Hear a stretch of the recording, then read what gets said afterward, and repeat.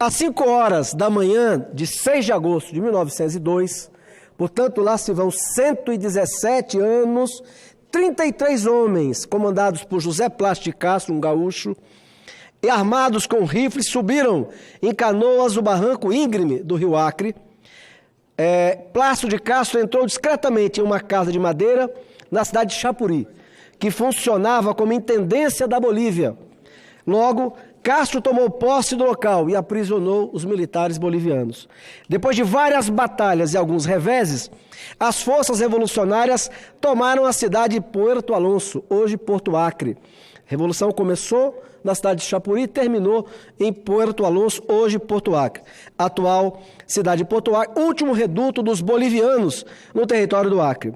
Em 27 de janeiro de 1903, foi proclamada a República do Acre, com apoio do presidente Rodrigues Alves e do ministro, fundamental para a história do Acre e do Brasil, ministro de Relações Exteriores, Barão do Rio Branco.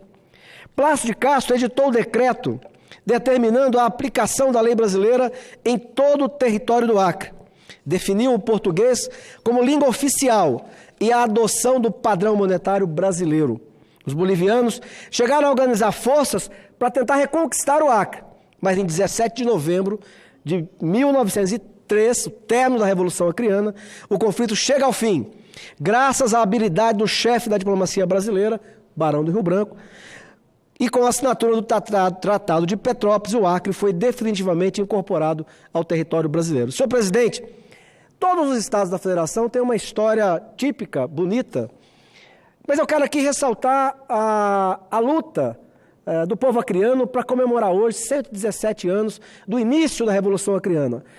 Nós viramos Brasil e viramos Estado fundamentalmente pela descoberta do ouro negro, a borracha.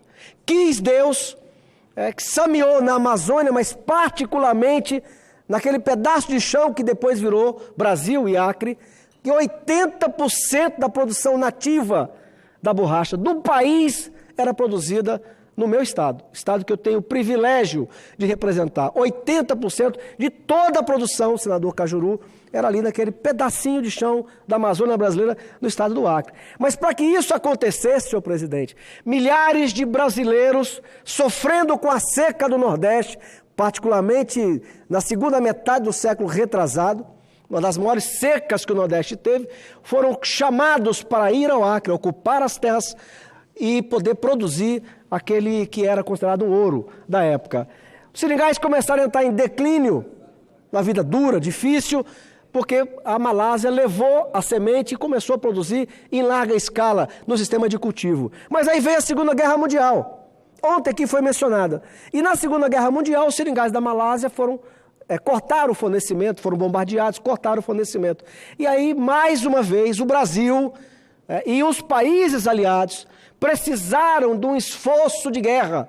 E aí, mais uma vez, foram convidados nordestinos, brasileiros, mas particularmente nordestinos, mais uma vez, para que voltassem a ocupar os seringais, para que pudéssemos produzir de novo em monta que servisse aos países aliados. Por isso que esse Congresso Nacional instituiu aquilo que é uma reparação justíssima, que é o soldado da borracha, que numa emenda do senador Aloísio Bezerra fez com que não apenas aqueles que foram para o seringal no esforço de guerra, mas aqueles que também lá já estavam, também pudessem usufruir essa aposentadoria como soldado da borracha.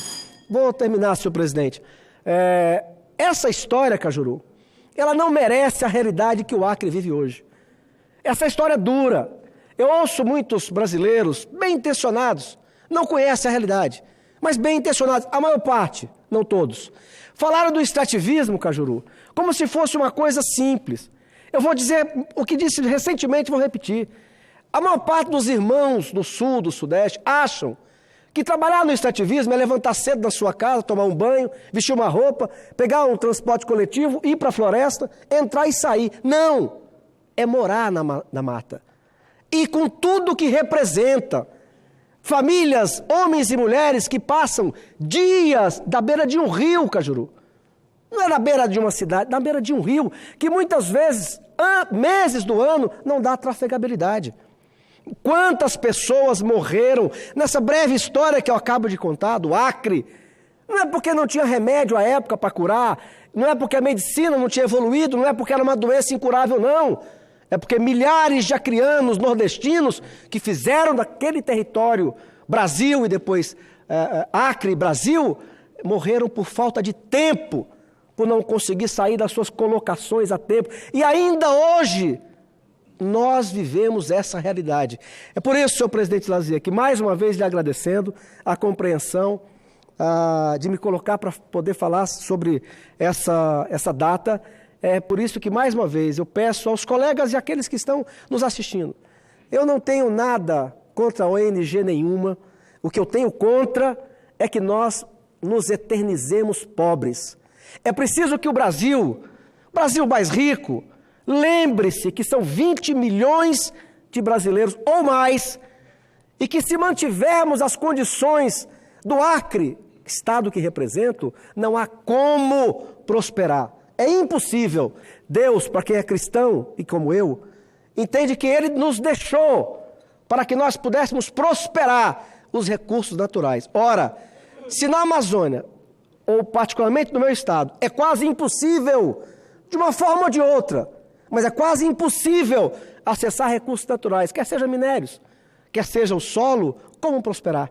Por isso, senadores, hoje eu quero aqui comemorar essa data e dizer que a história da formação desse pedaço de chão para ser Brasil merece um futuro melhor. Nós, acreanos, não aceitamos continuar vivendo a vida inteira de bolsas que suavizam a dor, mas que não resolvem o problema da pobreza do meu estado e particularmente da região norte, que como um todo sofre do mesmo mal. Muito obrigado, senhor presidente, muito obrigado, colegas.